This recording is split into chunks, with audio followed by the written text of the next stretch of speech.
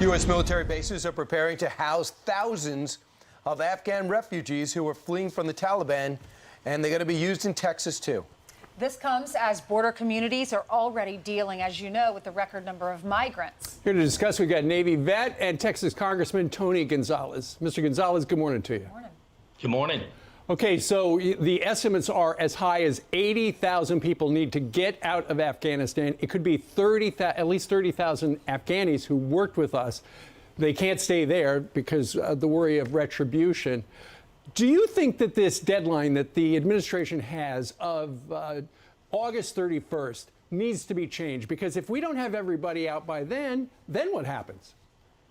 Yeah, the administration has absolutely created a debacle on this Afghan withdrawal, and they need to be held accountable for it. And they have to change course now because the world is watching. You know, our legal immigration system was built to take on board political refugees, which is in many cases is what's happening in Afghanistan. It's not built to take the 1.3 million illegal aliens that is happening. I'll also add, you know, I served 5 years in Afghanistan, and to my brothers and sisters that served in Afghanistan and to the Gold Star families, we honor them and we thank them for keeping our shores safe for 2 decades. We can't lose sight of that. You don't hear that enough from the administration, thanking the men and women that sacrificed so much to keep our country safe. But to the immigration situation, we have to defend our allies. Congressman, I know that you enlisted in the Navy when you were 18 years old. You served for 20 years and you retired from the Navy. Thank you.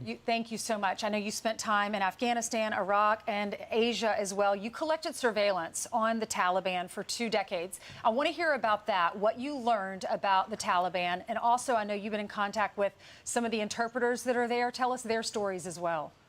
Yeah, the Taliban are a brutal regime, and that's how they govern, and that's exactly how they will govern. And, you know, I was there at the very beginning from 2001 to 2006, and one of the things in particular, you know, that I look back on now is Mullah Berater. You know, it was an individual that we actively targeted, and unfortunately we weren't able to kill or capture him, and now you're seeing him lead the Taliban. I think back and I go, if we were able to accomplish that mission, how would that change history? As far as the interpreters, yes, it is very frustrating.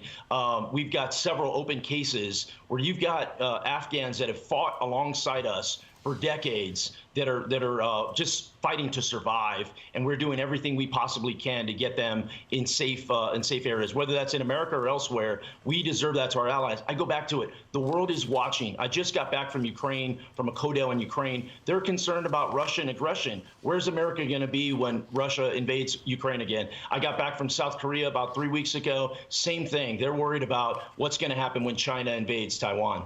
Right. Don't worry. The vice president's going over to Vietnam now to reassure them that we are going to have their back. And then she's going to go over to Singapore. Great optics there. Saigon and Kabul, fantastic. So if I was to put you, Tony, in charge, Congressman, in charge of this operation to open up the arteries, knowing how diminished we are as a force and how little we have no more bases there, how do we do it? If the Taliban say, I'm not letting Americans come from outside Kabul to Kabul to get out, what do we do? Number one, every American needs to return home. And we have to ensure that every American, whether you're a correspondent, whether you work for an NGO, whether you work for the government, doesn't matter. If you are a United States American, you deserve to come home. That's one. Two is our allies. Our allies, we cannot leave our allies on the battlefield because, again, the world is watching. Right. Now's the time. Look, the Biden administration, huge debacle, but you got to change course. You can't double down on a losing hand. You have to change course, and they have to do it now because Russia and China are waiting in the wings to take advantage of this political debacle that the Biden administration has created. All right, let's see what happens today. Congressman, thank you very much for joining us today. Thank you. Thank you.